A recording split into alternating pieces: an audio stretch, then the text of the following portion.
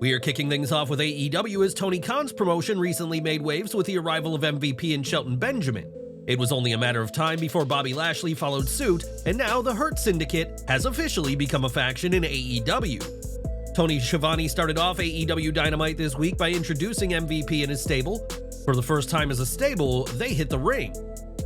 MVP told the crowd they didn't need introductions, but still took the time to cut a promo, hyping up his teammates Shelton Benjamin and Bobby Lashley, and issuing a warning to the AEW roster. Things heated up quickly when Swerve Strickland made his entrance armed with a chain, but was held back by officials.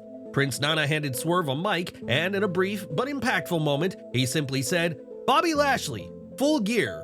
MVP responded with a confident, "We'll see you there." The segment was short and to the point, but it laid a solid foundation for the feud heading into Full Gear. It was effective in creating anticipation, leaving room for the story to develop without overcomplicating things. While the opening segment was engaging, there was one obvious mistake. Interestingly, in his promo, MVP claimed that the Almighty holds a staggering 19-0 record in mixed martial arts competition. However, users on X were quick to point out that the information was inaccurate, informing that Lashley's actual MMA record is 15-2. The Destroyer has suffered 2 losses in his MMA career, one against Chad Griggs in 2010 and another against James Thompson in 2012. Were you able to spot this mistake? How do you think AEW should book the Lashley-Strickland match? They can't afford Lashley to lose a match considering his reputation and a strong debut. So will Swerve take the fall for Lashley at Full Gear? Sound off in the comments below. Tonight on Dynamite, Pac and Claudio Castagnoli were scheduled to face Orange Cassidy and Darby Allin. Without Jon Moxley by their side, the duo made their entrance to the faction's theme song. As they entered, the big screen displayed their new faction name and official logo. Jon Moxley's group has officially been named the Death Riders. While Jon Moxley's Death Riders were in the ring, OC came out alone on the stage and dared his opponents to come to him, but it was all a setup so Darby Allin could take out both men with a dive off the tunnel. They fought for a couple of minutes before everyone got to the ring and the match officially got underway. The Bastard and Cassidy were the first men in the ring for their teams. 2/3 of the trio's champions began to dominate once they gained the upper hand. Cassidy took a lot of damage from both opponents, while Allin hoped for a desperate tag. When the Risk Taker finally got the hot tag, the crowd erupted as he came in and started fighting Pac and Claudio with his signature brand of high-flying offense. The match was much more evenly split from that point. Both sides came close to winning a few times, but Marina Shafir showed up and kicked the referee out of the ring. Jon Moxley showed up next and immediately began choking out OC until Allin hit him with a skateboard. The match was thrown out while they continued to fight. Allin used his skateboard to fight off everyone for as long as he could, but Castagnoli threw him into a ring post to take him down. This left Cassidy to be beaten to a pulp. Mox ordered Yuta to finish OC off, and he obliged with a running knee. The Conglomeration chased them off, but the damage was done. A no-contest finish is rarely ideal, but the way AEW is telling this story allows for it to make sense this time. Everything we saw was entertaining, and everyone worked hard to keep the crowd invested. After the previous segment, Mark Briscoe, Kyle O'Reilly, and Tomohiro Ishii stayed in the ring to face Chris Jericho, Big Bill, and Brian Keith in a fight without honor, which is basically ROH's version of a street fight. As soon as the heels hit the ring, the babyfaces went after them. Bill and Kyle O'Reilly paired up, Ishii and Keith fought at ringside, and Briscoe and Jericho fought in the corner. They were using weapons, putting each other through tables, and fighting all around the ring within the first few minutes. Everyone was laid out from the chaos as the show cut to a break. We returned to see the Chicken and Jericho having a chair fight. There was a lot going on in this match, so there were moments the camera missed because it was focused on someone else, but that's the nature of a bout like this with so many people fighting at once. Bill and O'Reilly were shown fighting all the way to the backstage area, and they ended up crashing through a pair of tables. Back in the ring, Ishii won with a brainbuster to Jericho a few moments later. While the match was enjoyable, it had its rough spots, which is almost inevitable in a match with this type of chaotic structure. Despite its flaws, the crowd was fully invested, and that's what ultimately matters in these kind of matches. More from Dynamite as Adam Cole took on Malachi Black. The match began with a fairly standard exchange, but surprisingly, both men showed each other a moment of respect before they locked up again. It was a well-paced, methodical contest with only a couple of awkward spots. Overall, it was a strong showcase of both men's abilities, and it was especially refreshing to see Black get a chance to shine on his own, a rarity in AEW. Cole was aiming for one of 3 necessary victories to earn a shot at MJF's title at Full Gear, and the announcers repeatedly emphasized what was at stake, which somewhat hinted at the match's outcome. In the closing moments of the match, in a somewhat puzzling decision, Black essentially invited Cole to hit him with his finisher, and then after the match, Black and Cole hugged in the middle of the ring. This led to some people wondering if this was a send-off for Black, as there have been rumors for a while about him exiting AEW so he can return to WWE.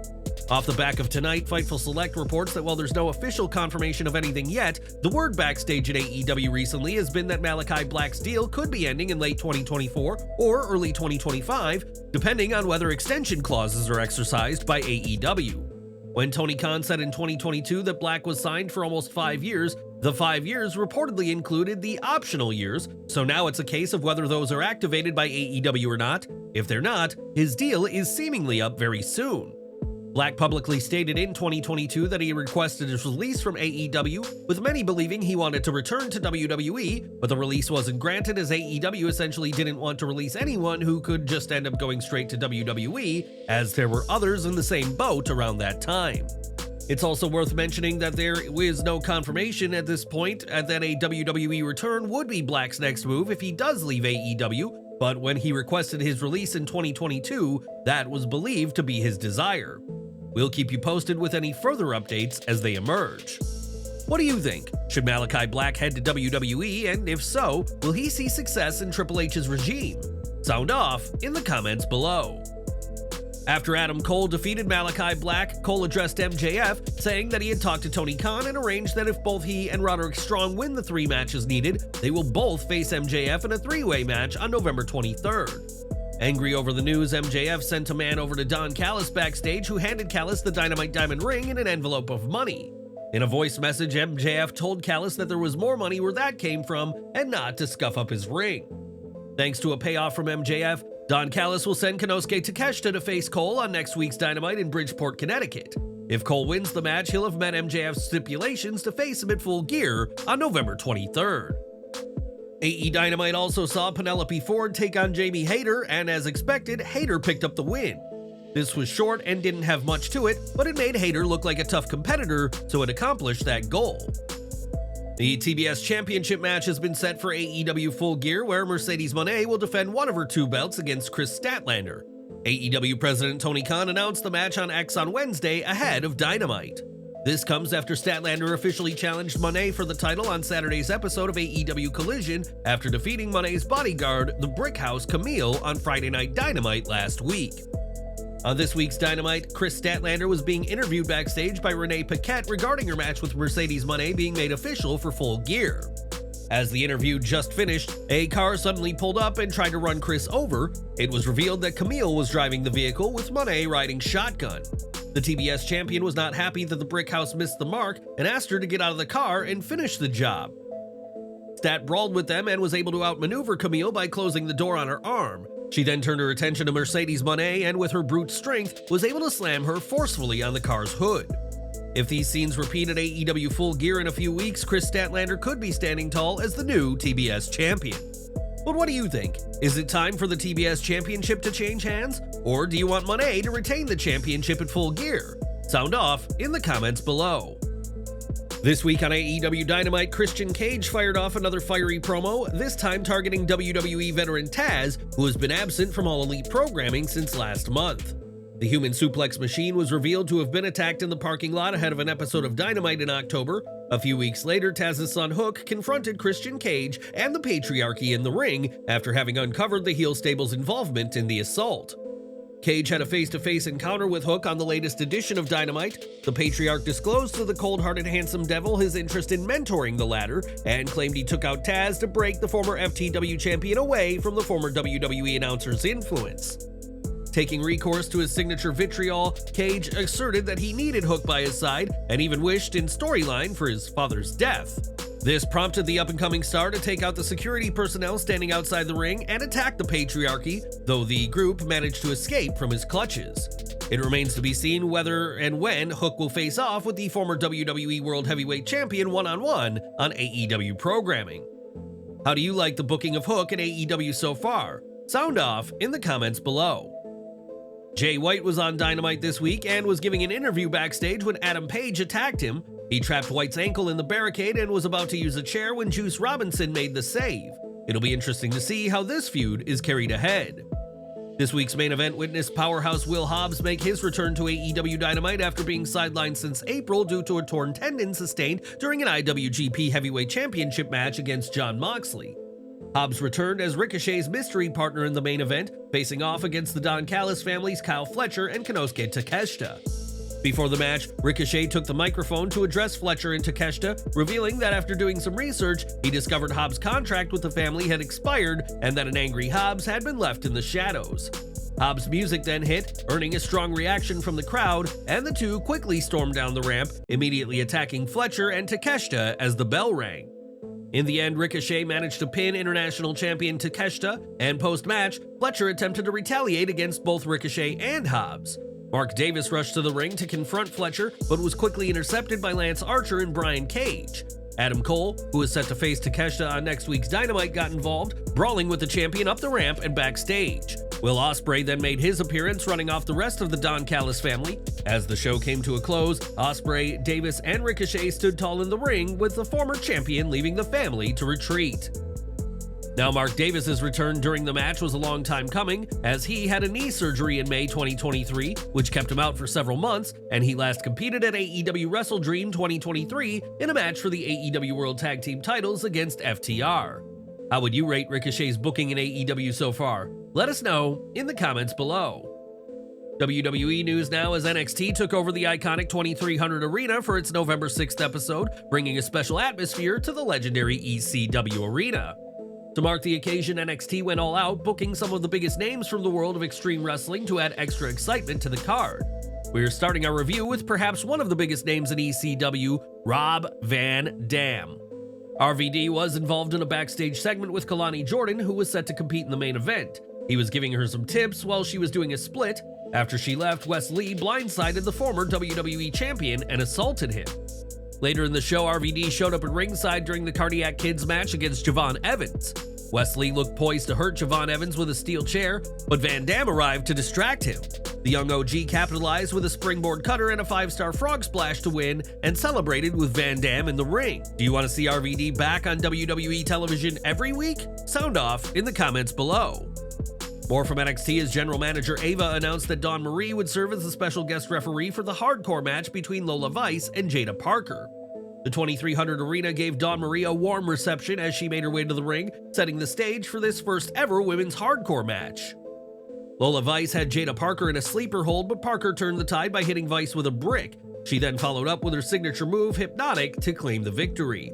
While hardcore matches can often protect the talent involved, an over-reliance on weapons can result in forced setups that disrupt the flow of the match. This was evident early on as several awkward slowdowns and weapon spots broke the pacing. Despite the strong talent on display, the match struggled to find its rhythm. What should have been an exciting contest never fully clicked, with Vice seeming outmatched by Parker throughout. The contest dragged on longer than necessary, and it never truly felt like Vice was in contention to win. Still, the victory helped solidify Parker as a major force in the division. What do you think about the match? What's your take on Dawn Marie's performance as a referee on NXT this week? Sound off in the comments below. Earlier this week, WWE released Tegan Nox, Indy Hartwell, and Baron Corbin. Now, Tegan Nox has announced her first appearance in professional wrestling since her release. Attack Pro Wrestling took to Twitter and announced that Tegan Nox will be part of their Under the Missile Tour events in Cardiff on December 14th and 15th. However, no further details about her role or matches have been revealed yet. Fans are eager to see her explore the independent circuit, with hopes she might eventually join another major wrestling company. Backstage news from WWE now, as a new report from Wrestling Observer's Brian Alvarez states that longtime WWE officials Bruce Prichard and Michael P.S. Hayes are both currently taking leaves of absence from the company. It was emphasized that both men are expected back, with WWE officials relaying that their absences do not reflect a changing of the guard behind the scenes. Specific details are being kept private, but Prichard is said to be dealing with a family emergency at the moment, while Hayes is on leave to handle personal issues. There is not yet a time frame available for either man's return to the promotion, and Alvarez stated that the timing of their leaves are not related. More from NXT as NXT champion Trick Williams took the pin in his tag team match alongside ECW original and WWE Hall of Famer Bubba Ray Dudley in their tag match against Ridge Holland and former champion Ethan Page, but the champion got some extra help after the match. The Dudley Boy's other half, Devon, appeared after the match to help his brother and Williams get a table into the ring. After Holland pinned Williams, Bubba Ray came to the champion's aid. He held Page in place as Williams went to the top to hit a "what's up" on the former champion. Williams looked for a table underneath the ring but couldn't find it. The Dudley Boy's music hit once again and Devon made his way to the ring with a table in hand. Bubba Ray and Williams set up the table in the middle of the ring and sent Page crashing through it with a double chokeslam as Devon looked on with pride. Outside of the fun nostalgia pops for Bubba in the ECW arena, this entire match could have been better. Everyone was moving at a snail's pace. After all of Holland's bluster and build, he won with a roll-up. Page has swiftly gone from being NXT champion to a laughingstock, and it could take him a while to rebuild his credibility after this. Even Devon's appearance was a little anticlimactic as he could not get physically involved, leaving Trick still in the weird fill-in spot. Now, of late, William Regal hasn't been the best father on NXT television. NXT Heritage Cup winner Charlie Dempsey has held the trophy twice, winning it from current North American champion Tony D'Angelo. Last week, he was in an odd position as Lexis King, the son of the late Brian Pillman, was taken under Regal's wing. The veteran advised Lexis King to take his brass knuckles, but he didn't, and Charlie Dempsey picked up the win. On this week's NXT, Charlie didn't look too happy at the sight of his father. William Regal asked him something simple that made Dempsey look uncomfortable. Regal first said that Lexis King isn't his father's son, and asked Charlie Dempsey, "Are you?" He would then tell the rest of the No Quarter Catch crew stable that there's an opening in the tag team division and an opportunity for them. This likely means Miles Bourne and Tavion Heights could be in pursuit of the gold. As for Charlie Dempsey, he might be staying his course in his singles run. After Regal went away, Ren Sinclair, who couldn't seem to read the room, simply remarked in awe of what a father-like figure Regal was. She seemed unaware of the veteran's intentions. It's going to be interesting to see how this story plays out. Next up, the former WWE and ECW star Nunzio fell short in his challenge for Tony D'Angelo's North American Championship during NXT at the 2300 Arena. Appearing alongside his full-blooded Italian tag team partner Tony Mamaluke, the former ECW tag team champion appeared in a backstage segment to set up the title match, though he would prove ultimately unsuccessful in a later game of shenanigans rather than wrestling. After giving the champion the runaround on the outside, Nunzio took advantage of being thrust into the ring to land offense and attempt a pinfall. The family's Luca Crucifino distracted the referee, allowing for Channing Stax Lorenzo to hand D'Angelo a crowbar, which he then threw towards Nunzio. The referee then snatched the weapon away from Nunzio under the belief that he had introduced it, which then saw D'Angelo hoist him in the air for a delayed chokeslam, with Nunzio comedically praying before he was dropped. With the pinfall victory and title retention, D'Angelo then embraced Nunzio while the family and Mamaluke also showed respect for one another. Moving on, there was an in-ring appearance from NXT General Manager Ava, once again with her assistants Robert Stone and Stevie Turner. Ava made the announcement that NXT Deadline is taking place December 7 from Minneapolis, Minnesota. Before the revelation, she praised the audience inside the 2300 Arena and said that Philadelphia fans are some of the most passionate in the world. Mr. Stone then grabbed the microphone and told Ava not to lie to Philly fans. He said that New York fans are actually the best pro wrestling fans, and that got a ton of boos from the crowd. Suddenly, the lights went out just like they used to do in ACW.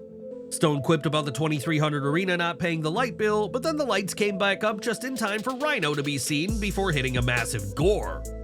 Rhino was recently inducted into the TNA Hall of Fame. This was quite a surprise for fans in Philly as he took out Robert Stone. It was also a welcomed moment for those fans as well. We'll have to see if Rhino gets into any action for NXT, but he's still able to get his singlet on and throw down a gore when needed. He's certainly had what it took during NXT this week. In the main event of the night, WWE showed the Queen of Extreme Francine sitting in the crowd as this match got underway. WWE also sent out a social media blast to make it known that she was on the show. After a high-energy battle of top women, Zaria was the last woman standing, countering the Pop Rocks into an F5 to seal the win on Roxanne Perez. This was a showcase match for the babyface team, each delivering impact offense. The heels got some run down the stretch to make this look more competitive, but this was all about the new stars. The action got formulaic down the stretch with every woman hitting one big move before falling to the next star, but it's hard to argue this all was not very effective. The crowd was electric, Zaria and Julia especially continue to be highlighted as massive stars, and Grace looked better than she ever has in an NXT ring. The final pinfall was surprising as the Prodigy has taken pinfall losses to multiple women now, but NXT has time to sort out the pecking order in a stacked women's division in future weeks. Maybe the Iron Survivor match should be for the NXT Women's Championship and let pure chaos reign with all these great stars. At one point during the match, Zaria accidentally speared Grace, and it'll be interesting to see how WWE books these two powerhouses going forward. Are you happy with the finish, or would you have booked it differently?